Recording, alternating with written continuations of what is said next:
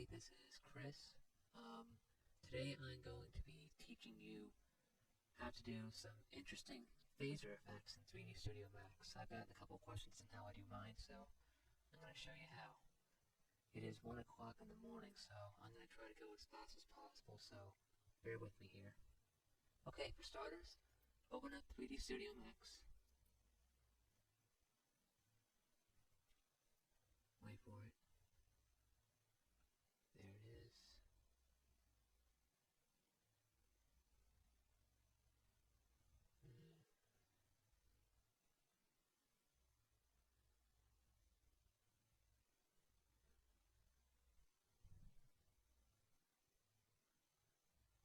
Give it a minute.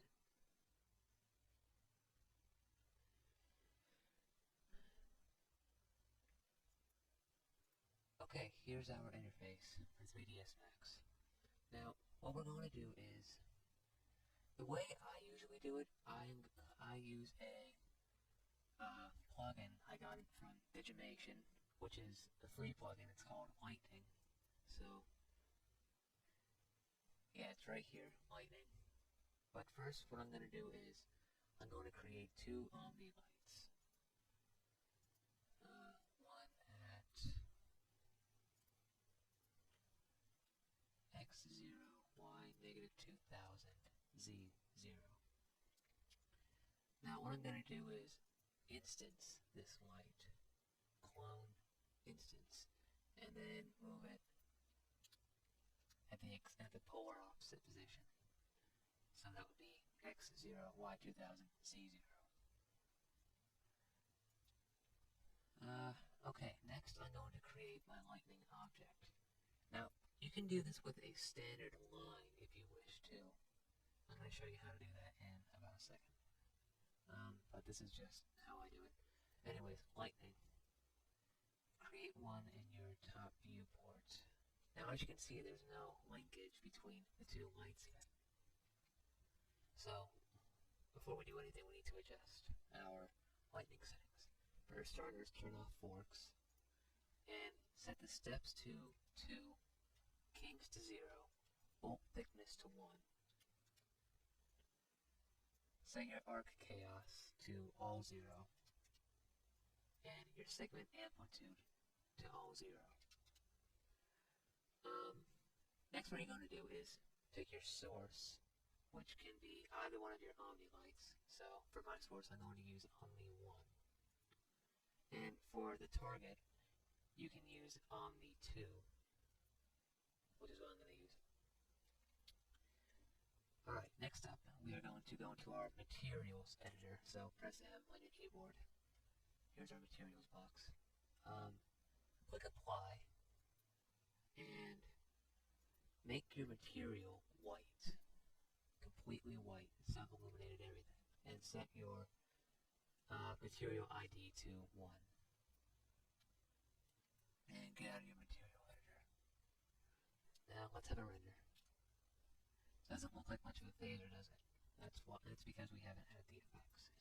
So now what you're going to do next is, in your modifier panel, select one of your Omni lights and change it to an orange color. So in this case, 255.150.0. This will also take effect on your other Omni light if you have instanced it. Sorry. Okay. Now that we got that out of the way, let's go into our rendering video post. Now what you're going to do is you're going to add a camera event or scene event to your perspective viewport. And then you're going to add a filter, which is going to be your lens effect flare. Now we're going to set this up. If your phaser flare, and if your lights are orange, you're going to want to make your lens effect flare orange as well. So let's preview it. Our lens flare is blue, so I'm going to turn on squeeze for the streak. And then we're going to make the following adjustments. For your radio color in the first tick mark, edit properties, color, type in For the first marker, 255, 2550, making it yellow. Actually, make it white. Okay, 255, 255, 255. So, now what you can do for the second marker is move that to position 20 and make it yellow. 255, no, 2550. You know what, actually you can't make it orange from there. 255, 150, 0. There we go. Like I said, forgive me, it's 1 in the morning. Now for your streak, you're going to delete this tick and make the first flag solid white. Move the second flag to position 20 and make it position 20 and make it a yellowish color. 255, 150, 0. And then for the last flag, they're going to make it orange. 255, 150, 0. Wait, did I make that one be orange too? Crap. There we go. That looks nice. Okay, now that's out of the way. I have found that if you have star and rays activated on your lens flare, sometimes it will crash 3D Studio Max, so I'm just going to deactivate those, because I know that's what's going to happen to me. Now for your node sources, you're going to select your Omni lights. Click OK. And set the size to 20. That looks good. Okay. And next we're going to apply a Lens Effect Glow filter. Going to set up preview. That doesn't look like much of a phaser glow, does it?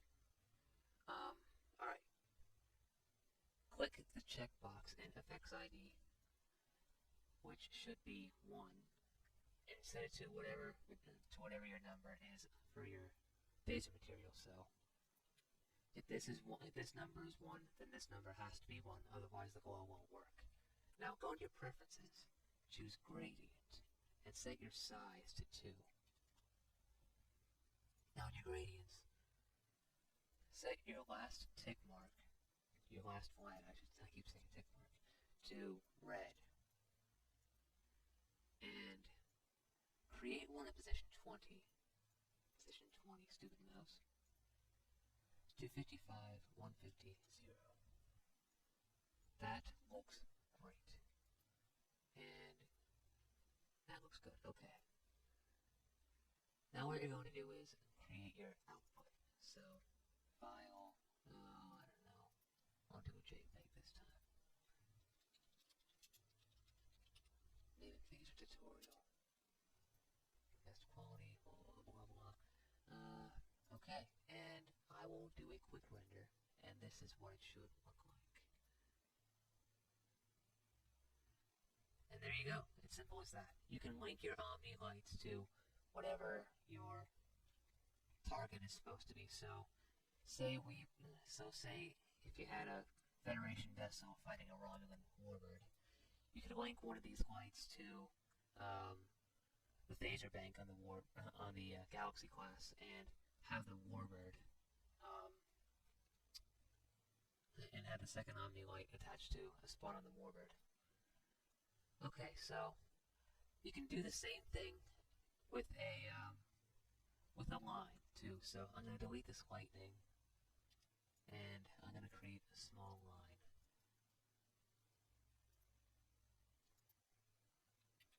All you need are really 2 points, and I don't really see the point in having more than one. Center your line points onto your Omni line. So 0, 2000. Now, unfortunately, without the lightning plugin, you're probably going to have to move the line points as well, along with the Omni lights. So you're going to have to be careful with that. So click Enable and Render and Enable and Viewport. The line thickness is 1. So Material Editor. Apply your white material to your line. Now let's go back into our video post. Render all over this time. Not really using it for anything. And there you go. It's basically the same effect, just a little trickier to animate. So, okay, that's my first tutorial. I hope you enjoyed it. So, alright, I'm Chris. Take care.